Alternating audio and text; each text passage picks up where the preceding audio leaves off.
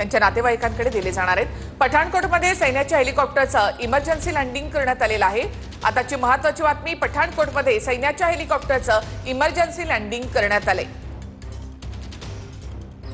तर पठाणकोटमध्ये सैन्याच्या हेलिकॉप्टरचं emergency landing आणि काही दृश्य आपण या ठिकाणी पाहतोय। सैन्याच्या हेलिकॉप्टरचं इमर्जन्सी लँडिंग या ठिकाणी करण्यात आलेलं आहे।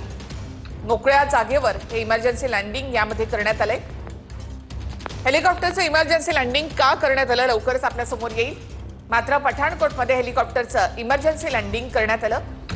मोकळ्या पठारावर ह्या हेलिकॉप्टरचं इमर्जन्सी लँडिंग या ठिकाणी करण्यात आलंय। सैन्याचं हेलिकॉप्टर आहे आणि त्याचं इमर्जन्सी लँडिंग या ठिकाणी करण्यात आलंय। त्याचं नेमकं कारण काय ते देखील आता तपासलं जाईल। मात्र इमर्जन्सी लँडिंग झाल्यानंतर परिसरातले लोक जे आहेत ते देखील या ठिकाणी आलेले आहेत। इमर्जन्सी लँडिंगचं कारण अद्याप अस्पष्ट आहे। मात्र पठाणकोट तसंही सेन्सिटिव्ह हा सगळा भाग आहे, त्यामुळे पठाणकोटमध्ये सैन्याच्या हेलिकॉप्टरचं इमर्जन्सी लँडिंग करण्यात आलेलं आहे।